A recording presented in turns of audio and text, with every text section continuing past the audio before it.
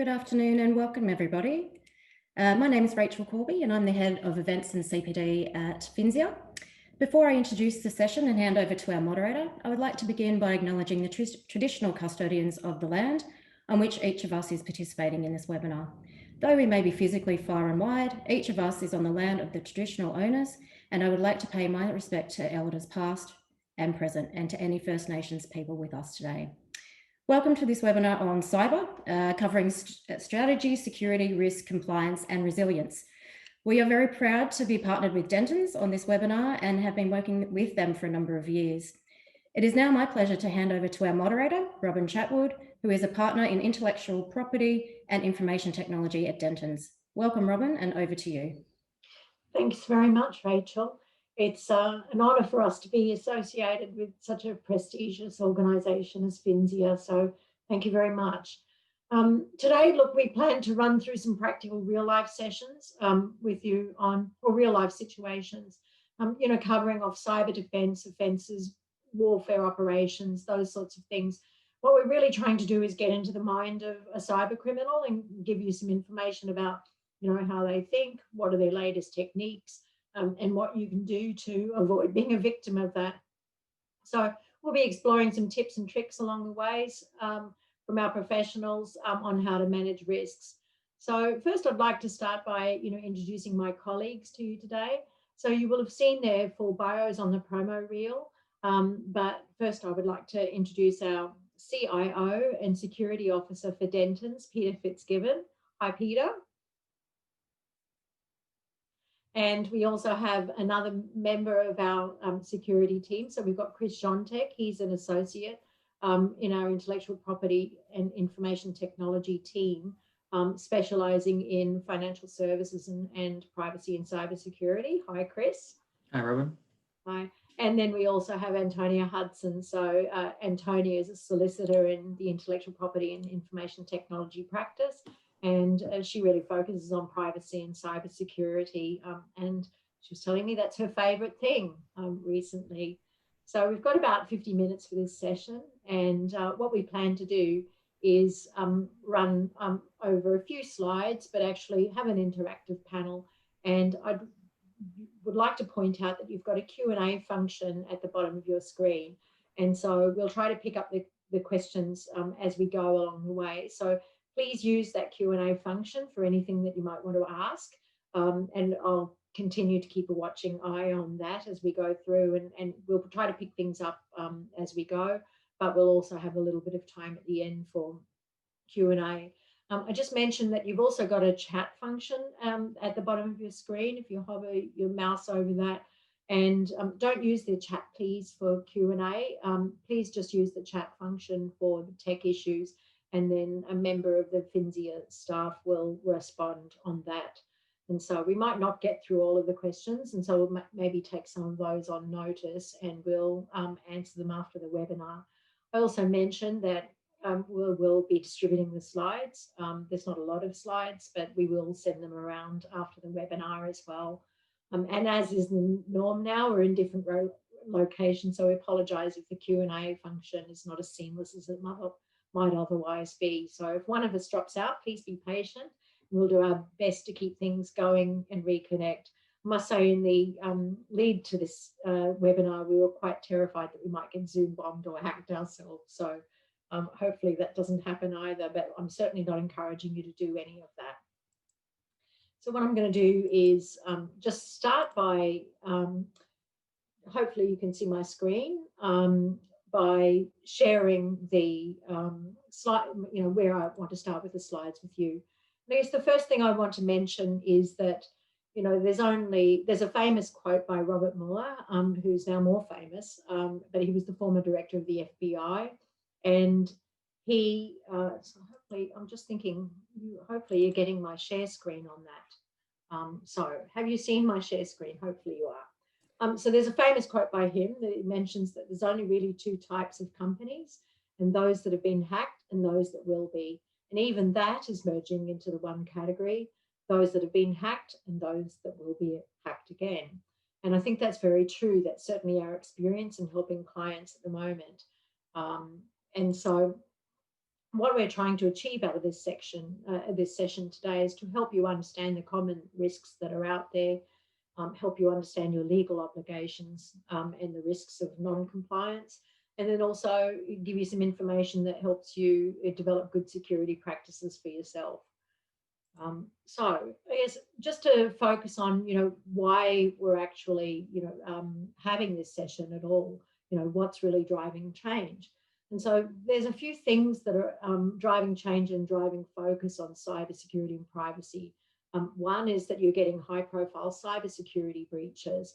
And so, even this month, we've had Spotless that's been subject to a ransomware attack. You probably recall in the papers last month, DFAT released the private email addresses of Australians who are stranded overseas. Also in September, the Transport for New South Wales had experienced a case where 54,000 driver's licenses for New South Wales driver's licenses were found in an open cloud storage. And, we've had Experian in South Africa. They've had a high-profile security hack where tens of millions of, people's email addresses and their government identity numbers were hacked.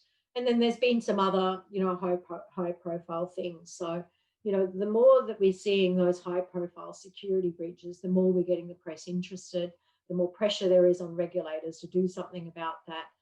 It changes the expectations of the community. And then you start to see certain red lines emerge about, what's acceptable and what's not acceptable behavior in a particular sector. And breach, cybersecurity response breach, is the top way to get a fine for breach of privacy law. The other thing we're also seeing in the market is, there's been some high-profile privacy developments. So in the last couple of years, the Office of the Information Commissioner has brought in new data breach security requirements. APRA last year in July brought in with their CPS 234 also new data breach requirements. So, these, privacy developments, GDPR, a lot of the, companies do business globally around the world. They're sitting up and taking notice. And then we're seeing also some high profile cases that raises privacy awareness just generally. And it also raises the privacy aspects of cyber defenses that you should be putting in place. The other thing we're seeing is the rise of activists in the privacy space. So in Australia, we've got, obviously the Australian Privacy Foundation, we've got Digital Rights Watch, but, overseas, they're certainly experiencing, a lot of my colleagues have to deal with this on a day-to-day basis, some very high profile cybersecurity activists. One of them, for example, is Max Schrems. He's an Austrian cybersecurity activist, and he's taken on Facebook multiple times and actually had some success in, challenging some of the mechanisms that are there around the world, such as Privacy Shield, on which, allowed data flows to go to and from the States and the European Union. He's got a particular bugbear about Facebook, but, we're also seeing things like bug bounties that are now being put out there that are encouraging activism. There's been another fellow in the UK, high profile, called Ed Bridges. He's taken some shopping malls onto court for facial scanning and facial recognition software that they had in their car parks while he was shopping. So, that's another feature of the environment that we're dealing with. Another thing that we're dealing with is, your data subjects. So the people who you're collecting information about, they're also becoming more active. And so I've got some of my clients, particularly in retail, they seem to be receiving, tens of, in the tens every week of requests from people wanting access to their information.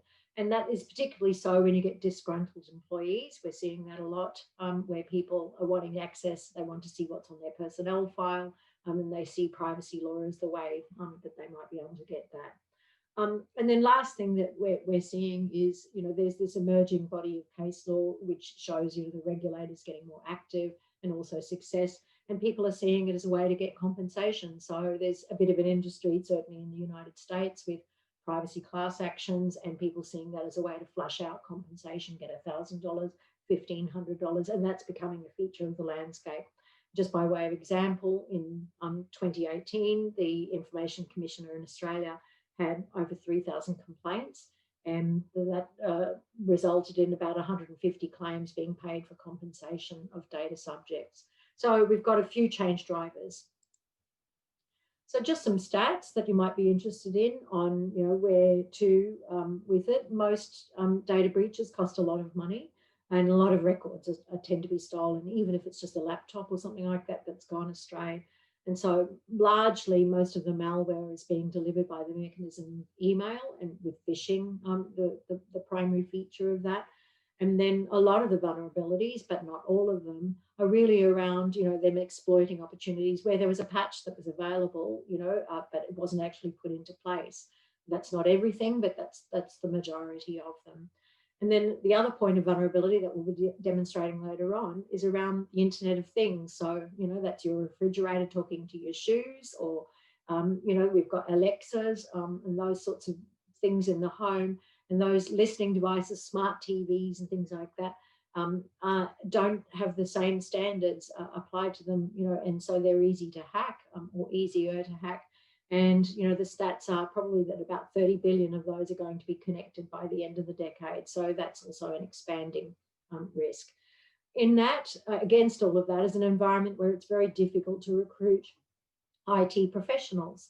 And, that's just the demand is there, and the supply of those sort of people who are really experienced in this area just isn't there, and some of them being honed off into being hackers themselves. So the top causes of data breach are, things like, accidentally making something public, or we've got theft of computer devices, and insider theft and that sort of thing. But, mostly it's hacking. So without spending any further on that sort of scene setting, I guess, it's probably appropriate to talk about what we actually mean when we're talking about cybercrime, and how do people do it. So I'm thinking over to you, Antonia, if you can just describe, what things people actually mean when they're talking about the different techniques. What are all these terms like hacking and phishing and things like that mean? You're on mute. Antonia, you're on mute. Thank you. Thank Just you. Navigating my Zoom. Glad you can all hear me now. Yes. Thanks, Robin. Cybercrime covers a very broad umbrella of malicious actors seeking to exploit vulnerabilities for their own gain of some kind. And I've got a few examples of terminology which you've probably all heard of, and some of them you may not have. And I'll just thought I'd run you through a few of these terminologies, which in themselves are quite evoking images like virus, worm, and Trojan horse, conjuring up images of Greek soldiers destroying the city of Troy. So for a start, viruses are malicious programs that infect files, inserting themselves into the file's code and running whenever the file is used. On the other hand, worms are standalone malicious programs that spread themselves from computer to computer. And Trojans are programs that appear to serve a useful purpose, but in fact have a malicious intent, just like the classic Greek tale. And all of these can steal your information, or download a malware onto your computer, install other malicious files, delete, or even send spam. And sometimes they can even create a backdoor so that a hacker can access your computer, basically doing anything that they like. Other terms which are less commonly known are things like cross-site scripting, and that works by manipulating websites so that it returns malicious code to users, allowing them to compromise the user's interaction with that genuine website.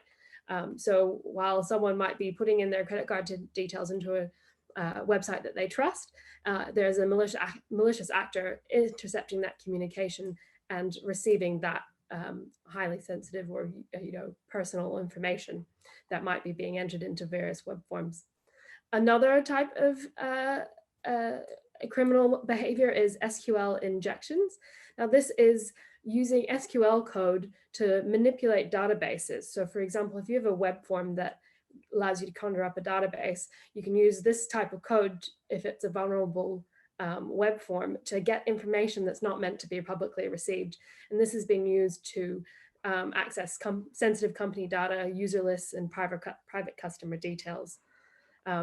There's also distributed denial of service, which is where you have a distributed network of compromised computers that have been hacked in the past, and each of these are used to flood another site's with connection requests, causing it to crash. And this is often used in a threat format where a company will be told that it will be subject to an attack if it doesn't pay a certain amount of money.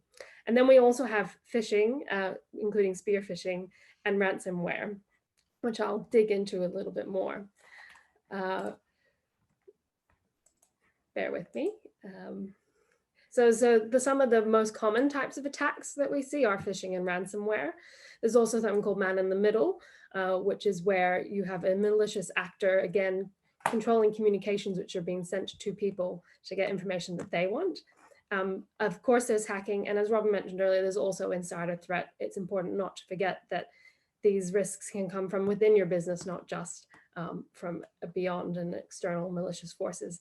And I recommend, if you'd like to see a visualization of the data breaches and hacks that have happened over the years and how they've changed, there's this link which you'll be able to access when you have these slides, and it's got a great visual representation to help you get the big overview picture. Sorry, just to interrupt there, Antonia, one of the things that the websites that you can check is called Have I Been Pawned, PWNED, isn't it? And you can actually type in your email address and Yes. and figure out whether you've been hacked or not. And it's very rare to find that you haven't. In fact, I've been on it several times, and you know, I've seen that my old Dropbox account or something like that has been hacked, and that's a great thing, the great reminder if you do that, just to go and change your passwords. If your password is still the same as whenever you had a MySpace account, it might be time to update that one, just because this shows you definitely that information might have been leaked or hacked. So to dig in a bit deeper about phishing, it's a way of gaining personal information using deceptive emails and websites. So it uses social engineering with these deceptive messages, often pretending to be from a large organization or a person that you trust to make it a more believable scam. So you might receive an email, an SMS, or other type of instant message or social media message containing a link to a fake website where you're encouraged to put your confidential or personal information, which is then actually collected and used for malicious reasons. So there's actually more than 6 billion fake emails sent every single day, and more than a third of all websites on the internet are unsafe. There's many types of phishing. It's not just this large net trying to catch a few fish. We also have things called spear phishing, where a targeted individual is the subject of the attack, and personal information on them is gathered from available public sources to create a really believable attack. So they might be able to find out what sort of interests you have, what things you've subscribed to, and use that to send you an email from something that looks like something that you're a part of the mailing list on. Whaling is a type of spear phishing aimed at executives trying to catch the big fish, or the whales in this case. Smishing and vishing is just using either SMS messages or phone calls to try and phish information from people. And angler phishing is using fake customer service and social media accounts. So this is an example of what phishing might look like.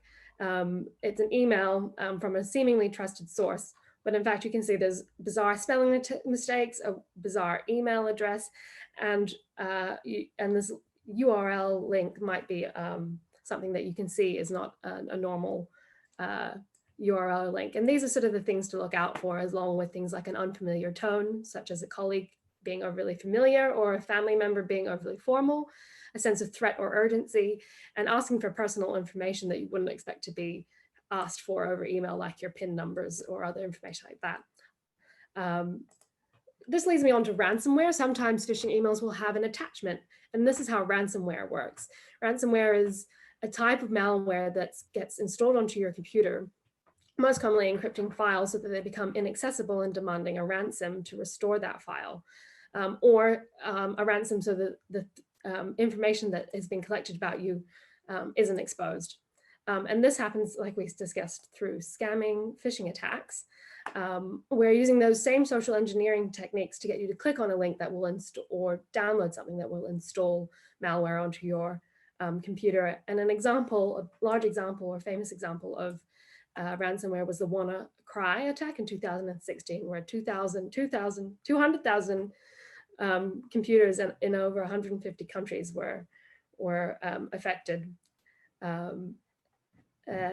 And so similarly, you'll receive messages with attachments that create a sense of urgency, but have some sort of suspicious message, like, why is this got a .svg file extension? There's usually going to be something off or some immediate urgency that will flag to you that these aren't trustworthy messages and that you shouldn't be downloading those websites. So that's a bit of an overview of what phishing and ransomware are, and what to look out for if you think you're being subjected to an attack. That's very interesting. Thank you so much, Antonia. I mean, Peter, you're a CIO. Tell me, what are you dealing with on a day-to-day basis? Are you completely under attack? How does it work for you? I see that there's a comment on our chat function saying not a question, but we've seen more and more password spray attacks occurring. What's been your day-to-day experience? Yeah, thanks, Robin. Thanks, Antonia. Yeah, we are under attack. Not necessarily through targeted attacks, but using a computer system these days, then and you're within a business, then you're going to come across some sort of cyber threat at some point in time. And I'm a CIO, as you said. I've got a broad range of responsibilities within Denton's Australia, but I'd say probably 50% of my time is spent on cybersecurity related initiatives, tasks, activities. It's a major component of what I do, and the reason for that is because of the number of threats that are out there, and they're constantly evolving and constantly growing, and with that comes lots of requirements from our clients and our staff in terms of making sure that we're protecting the information that we're storing for them, and dealing with requests that we get because we store sensitive information on behalf of our clients. But yeah, so the threats are certainly real. I just talk you through a few of the things that I deal with day to day. And Antonia and Robin have both mentioned the variety of threats that are out there. Ransomware is pretty much an industry on its own now. It's there's ransomware attacks, and you know about it yourself when you watch the news all over the place. Now, I'm obviously very closely interested in what's happening with law firms. And there's law firms come under ransomware attack on a regular basis. There was one actually last week in the US, a well-known firm that was basically taken offline for a short amount of time because of a ransomware attack. Touch wood, haven't had to deal with that myself in my own business just yet, but that's why that was the sort of things that keep me up at night.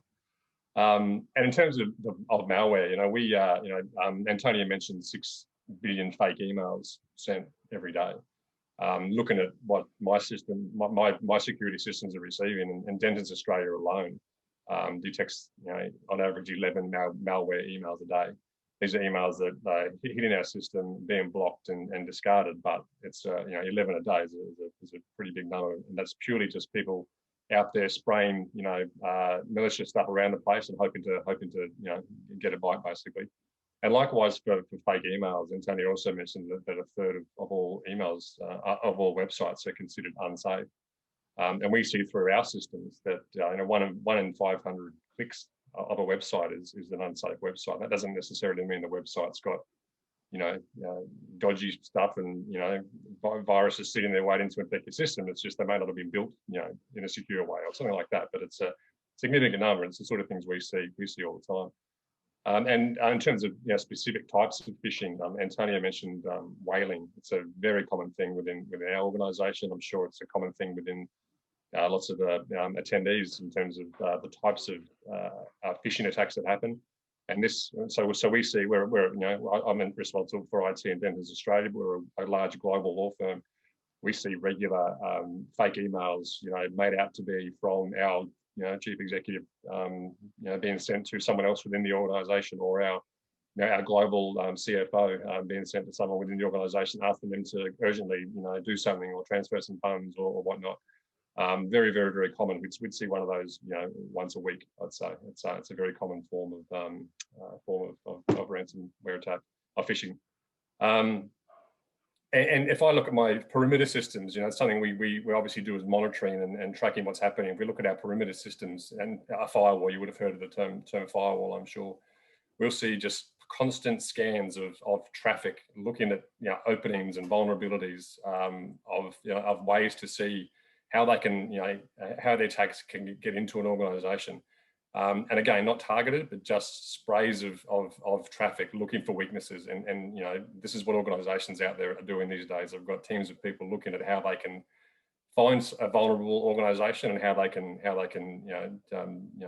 get something to gain out of that. So in my mind, in my world, this is what we do.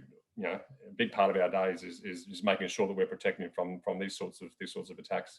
But it's also a big part of what we do is look at what's happening on the inside of our organisation in terms of where data's residing, where it's getting copied to, any abnormal activity. Not that we don't trust our employees, of course we do, but it's very important that we are looking at what's happening inside, and it's important that all organisations are looking at what's happening on the inside. Because not all attacks come from the perimeter. It's common that things happen on the inside of your organisations.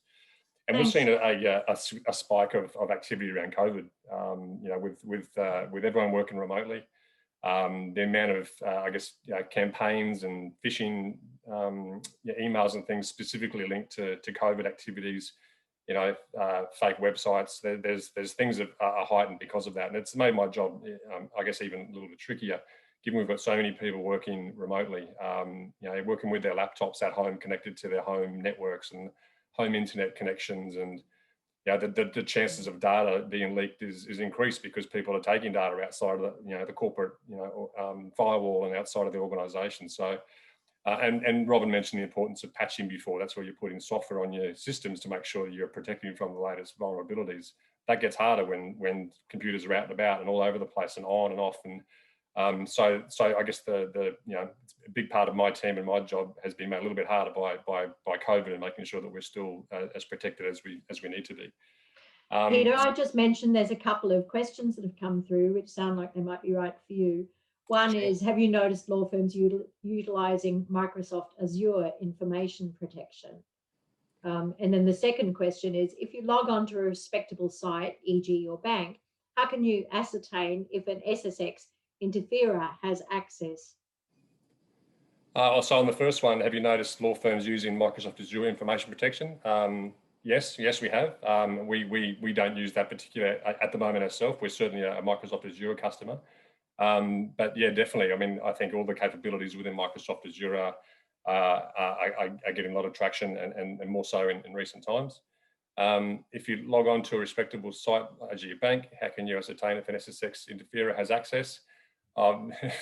Very, very good question. I'm not a security specialist, so I couldn't tell you exactly, but it's maybe something I can come back to you on. So I mean, I don't have the answer to that one. It's quite a specialist technical one, so I'm not sure if I can answer that. I'm sorry. Okay, thanks then. Well, it just sounds like it's very easy to be a victim of cybercrime. Chris, is it that easy? Well, it is very easy, I think, and I think it's so easy that many cybercrime victims may not even realise that they have been a victim until well after the damage is done, if they ever do realise that they are a victim. I think part of the reason that's the case is that a would-be victim may not even be aware of vulnerability that's present in their network or in their devices. Just picking up on something Peter just said, these vulnerabilities don't just have to be in your corporate kind of complex network architecture with firewalls. They can also be present in your everyday home network, especially with COVID. And these days, if you look around your household, you'll see any number of devices that are connected to the internet. I did a quick calculation last night, and my household of 2 people, we actually have 19 different devices that connect directly to the internet. And so it's no surprise that the convenience of some of the internet connected devices or Internet of Things devices, IoT devices, things like cameras, smart speakers, doorbells, light bulbs, things like that, Thermostats is another big one. It's no surprise that people might prioritize the convenience of some of those devices over the security features or capabilities. Yeah, it's interesting you should say that. I had a new hot water system installed, I don't know, a month ago, and it's connected to the internet. Who would have thought there'd be such a thing? You know? Exactly. And so you think about the I'll people probably that being hacked as we speak through the back door of my shower. You'll find out later, I think. And a big reason that some of these features are out there is, and some of these products are bought and are so popular, is because they're convenient, not necessarily because of their security features. What I'd actually like to do is just a quick demonstration of the dangers that can come when you prioritize convenience over security in that way. So I'm just going to bring up my screen in a second, and what I'm going to show you is a example of a directory that exists of a search engine, if you like, of internet connected devices. So if you think about Google as a search engine for the internet, this is an example of a directory or search engine for internet connected devices. And it's, you know, publicly available. It's not on the dark web or anything like that. So this screen that you're about to see, an example of the search engine. You can see it's marketing itself as a search engine for power plants, for refrigerators, for the Internet of Things. And what this means is that when you have a smart speaker, when you have a smart fridge or something like that, that is connected to internet, it will have an IP address. And this, when you set up these devices, they're often asking you, have a default username and password. And obviously, I'm sure a manual or instruction booklet and good security hygiene would dictate that you should change from the default username and password. But unfortunately, not everyone does. And so just to show you an example of what that can look like, what that vulnerability can look like if you don't change from that default username and password, is if you're able to do searches of some of these devices and you'll ever see information about them. And here's one I prepared earlier. This is a search of this device, of this search engine, and you can see we can actually access cameras that people have left with the default username and password. And you can see it's very small font here around my cursor, but you can see the IP address. You can see the location in Brazil, this one. This camera looks like it's in a drawer of some sort. That looks like a whisk or some sort. A head massager, maybe? Yeah, it's one of those head things. Yeah, maybe a head massager, not quite sure. And as we scroll down, you can see all these different camera shots. This one's in the United States. That looks like some blinds or something. This one's in Taiwan, in a storeroom of some sort. And these people, I haven't written any code to access these. I haven't gone to the dark web. This is all available information just by nature of having a device in your home that is, or in your workplace that is connected to the internet. And it's just one of those things a timely reminder perhaps to have good security hygiene in every aspect of not just your work life, but also in your home network, especially when you think about how many devices in your home are connected to the internet, and the fact that every device that is connected is a potential vulnerability. And you might find yourself otherwise on one of these websites one day. This is a kitchen in Bulgaria. That's amazing. In fact, quite shocking. I'm glad you didn't bring up any bedrooms or other sort of dodgy situations there. So who is behind this, Antonia? Who are the cybercrims behind the cybercrime? I mean, are they all pimply-faced teenagers, in their bedrooms while their parents are downstairs? Well, Robin, it's not entirely wrong, but it's definitely not the case for all of them. I've got a few faces I'd like to show you just to paint the picture a little clearer. So shortly you should be able to see that. Yep, we can. Great. So these are some of the faces of very notorious criminal masterminds or notorious hackers. And certainly some of them look like, as you say, pimply teenage boys. On the right there, we've got Owen Thor Walker. For any New Zealanders on the line, this is a fellow Kiwi. And he admitted to being the leader of an international hacking organization estimated to have caused $26 million worth of damage, and pleaded guilty to those charges in court, although he wasn't penalized for them in the end. Whereas on the other hand, next to him, we've got the figure, which is unknown, his actual identity, but Astra, as he is known, who managed to hack confidential information about jet fighters and other military aircraft, and sold the secret information to numerous countries around the world for 5 years. And while his identity isn't being disclosed, when he was apprehended, the authorities described him as a 58-year-old mathematician. So perhaps not exactly what you might imagine when you think of a traditional hacker. There's various other examples, but this idea of a lone wolf acting by themselves isn't necessarily accurate anymore. We have groups like Anonymous, who is in the bottom right there, who they claim to be a decentralized hacktivist collective that are commonly known for their attack on the Church of Scientology, and in fact recently resurfaced this year, allegedly announcing that they were going to target the Minneapolis Police Department to expose police misconduct in the wake of George Floyd's death in the US. And their signature is this, the V for Vendetta mask, and that's how they identify themselves. But it's interesting to know that at least allegedly, the motives for cybercrime isn't always financial gain. It can be this concept of hacktivism, trying to motivate people to gather information and break into different structures. But it's interesting to know and that cybercrime isn't just these individuals or hacktivist collections. It's actually becoming quite a corporatized structure. So what you're starting to see is cybercrime as a service, where these corporate structured cybercrime syndicates are engaging contractors. They have research and development teams, HR departments, and recruitment processes. And with this greater level of organizations and resources dedicated to cybercrime, their techniques and technology is also becoming more advanced. So in a spear phishing campaign, you might have a team of 5 people dedicated to profiling a single individual, or even artificial intelligence used to scrape AI data about a target from social media and public websites. I mean, just thinking about the information that can be used to profile you accurately, any information about your interests or things that you've liked on Facebook, anything that anybody can find to make a phishing scam and email sound like a genuine email is quite mind-boggling, given the amount of data that's out there. And the other interesting thing is that cybercrime products themselves have become commercialized. So now we have this concept of ransomware as a software. Instead of SaaS, we have RaaS. And early ransomware developers typically wrote their own encryption code, but now we're seeing these toolkits which are being developed and are available for download in return for a percentage of the profits that are gained when they're deployed.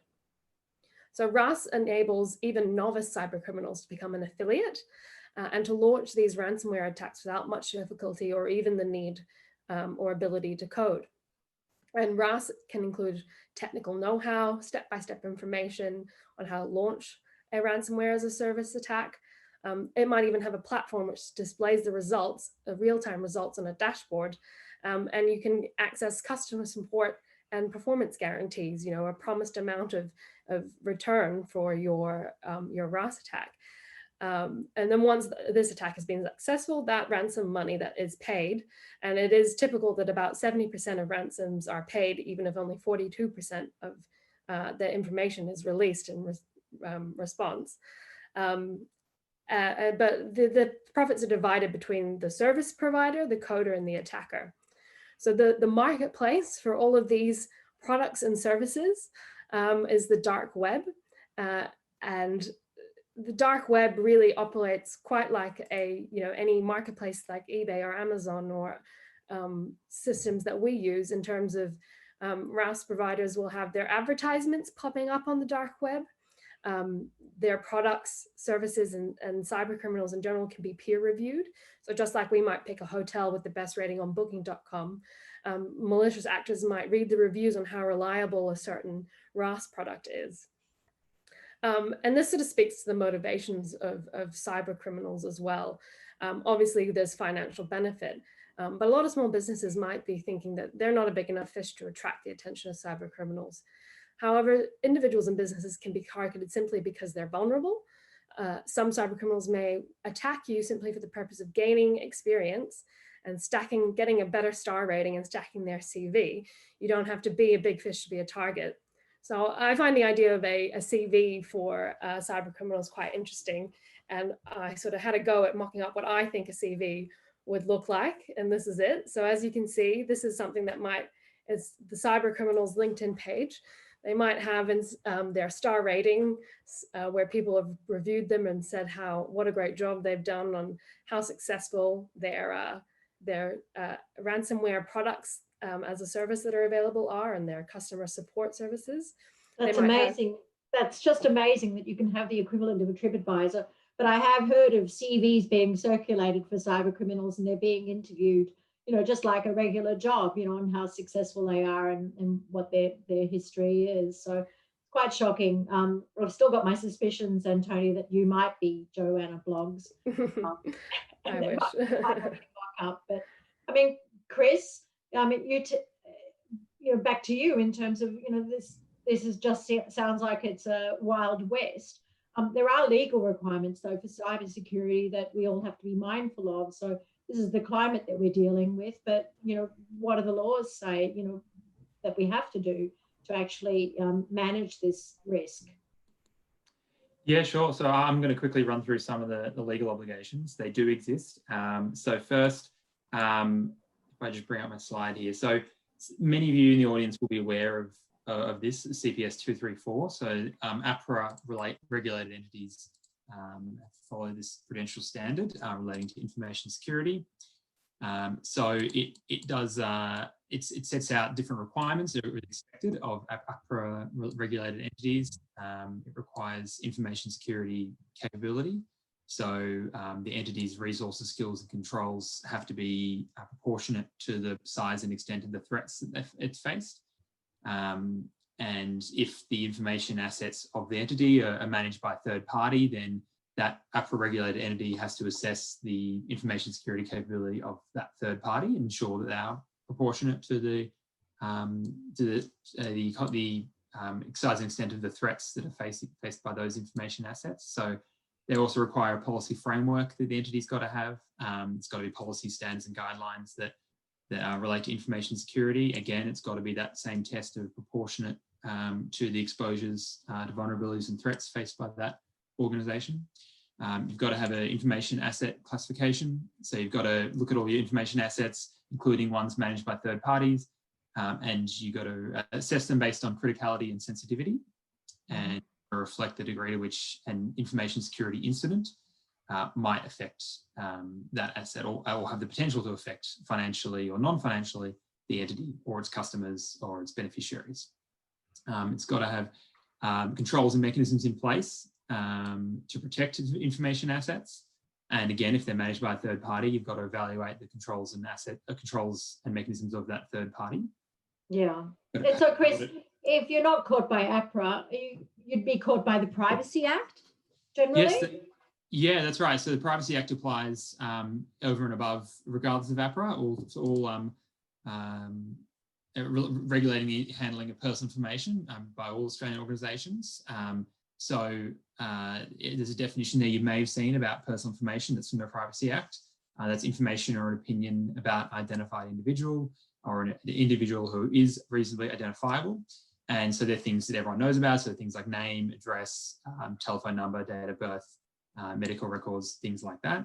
And they can also include a commentary or an opinion about that person. It doesn't have to be actual fact or information. It can be an opinion about that person. And there are different types of personal information. So there can be sensitive information, which includes about someone's individual's racial or ethnic origin, political opinion, things like that.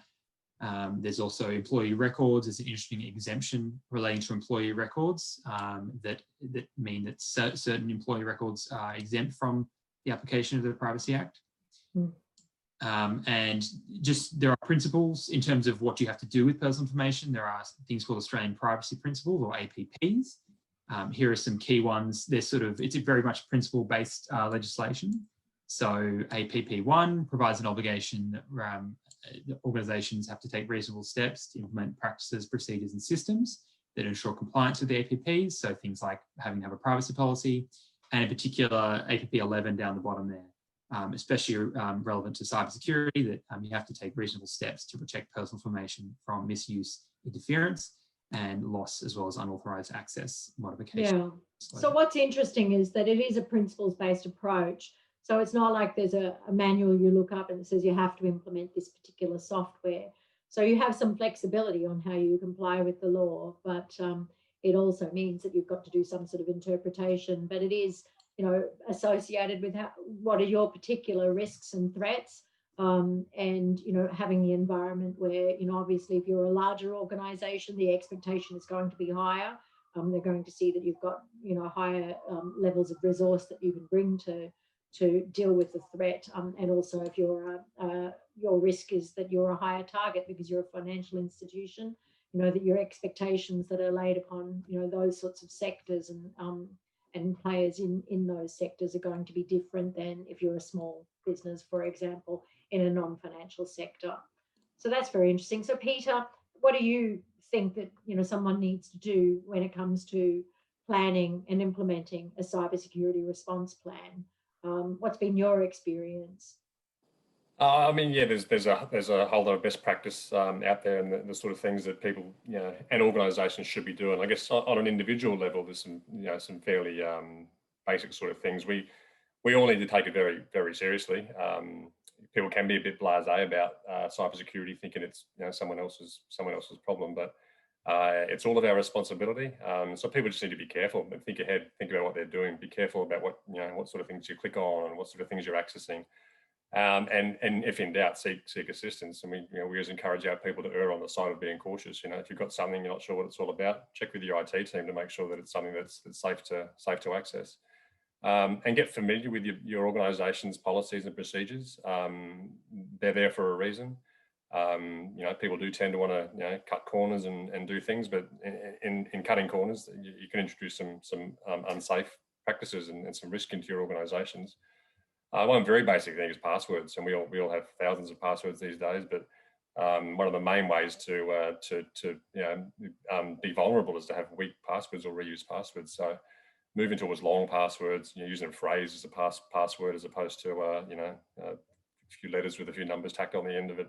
Those sort of things can make a big difference to how vulnerable you are and how vulnerable your organisations are. You know, when you're at home, make sure your Wi-Fi network's secure. Chris talked about some of the IoT things before, but it's really important to make sure you've got a secure home environment, and don't use public Wi-Fi and things like that if you're out and about. Really, really importantly is make sure you're backing up your files. You know, files can be intercepted or encrypted and whatnot, but a fast, safe way to recover from those is to make sure you've got a copy of your important stuff. And that goes for home stuff as well. And what's really important is training and awareness. You know, people need to take responsibility themselves for making sure they understand, you know, what vulnerabilities are out there, what they can and should be doing in terms of protecting themselves. From a business sense, and you know, you're all from financial services organisations, and a huge portion of the attacks around the world are at financial services organisations in the financial services industry. So organisations need to be putting awareness programs in place. It's you know, technology systems and whatnot will go some way to protecting organisations, but you know, I'm sure you've heard that we are the weakest link. The people are the weakest link. So making sure that your staff are trained, making sure that testing's done, you know, phishing campaigns and these sorts of things that are set out to educate people on what they need to be aware of, or what they need to look for in receiving, you know, emails and whatnot are really, really important. Organisations need to be investing in security systems. I mean, it's a bit like an insurance policy. You know, there's a risk of doing nothing, and that risk can be substantial. So organisations do need to be making sure they're investing in security systems to protect their information. And testing, it's, you know, everyone's got systems and plans and whatnot, or they should do.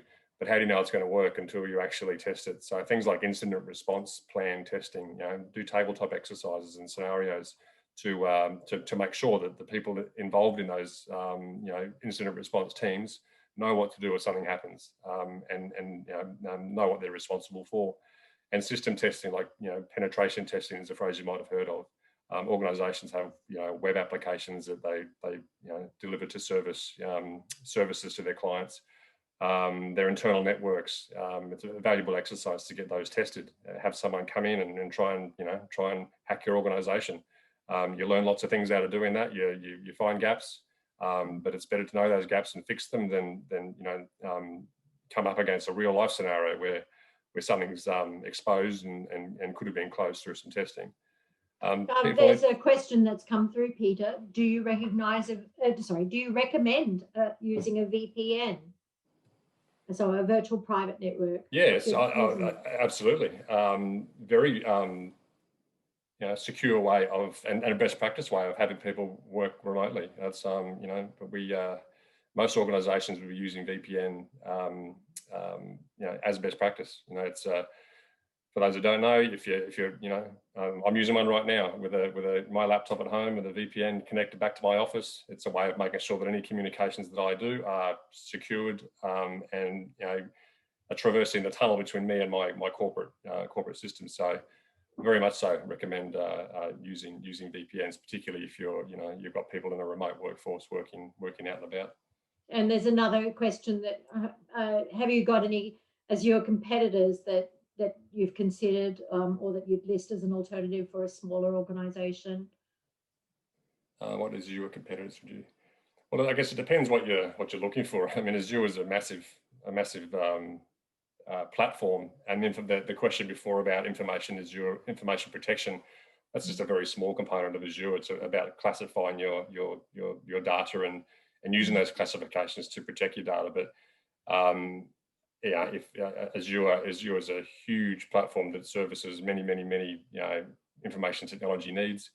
Look at AWS and those sort of organisations would offer similar sorts of services that Azure can provide, but there's many out there.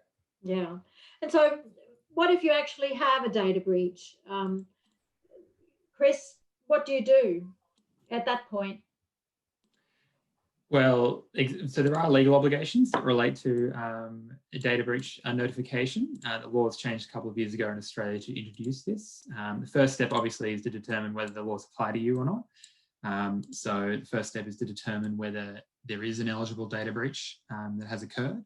So you can see there the definition of when it has occurred is where there's an unauthorized access or disclosure or loss of information, where that unauthorized access or disclosure is likely, and a reasonable person would conclude that that access would likely result in serious harm to the individuals to whom the information relates.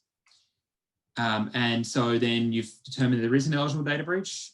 There is then an obligation to notify. And so just as under the Privacy Act, there is my Siri is going crazy here, which is quite funny. Once you do determine there is an eligible data breach that has occurred, the obligation is to notify the Office of the Australian Information Commissioner and also the affected individuals.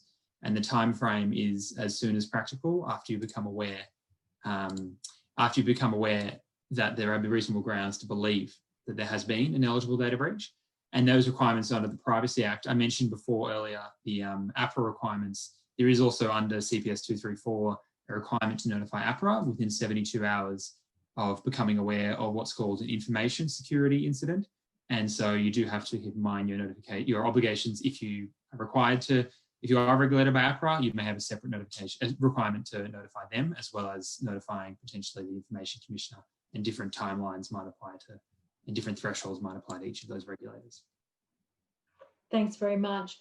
I guess the other thing I point out is that there's certain factors that really increase the risk or the cost of a data breach. I've laid out some of those sort of things on the screen. But, obviously, if you've got an incident response team, encryption, the training, the involvement in the business continuity management, and you also share information with your peers about, some of the risks that you're seeing and things like that. The CIOs often have strong networks with each other, or you consult with an organisation like Gartner about, what they're seeing in terms of trends. Those sorts of things can help reduce the cost of a breach. The things that really increase the cost are, when you're using certain things, you've got third parties involved. there's a rush to do something or put a project in place. You haven't perhaps done the privacy impact assessments on what those are being. You've got these sort of other people that you haven't screened properly that are, you know, interacting with your organization, or you're using cloud extensively and you haven't screened, you know, the implications of that. And then other general compliance failures, people, you know, not doing the right thing by, you know, using a USB stick or leaving a laptop, you know, somewhere when they ought not.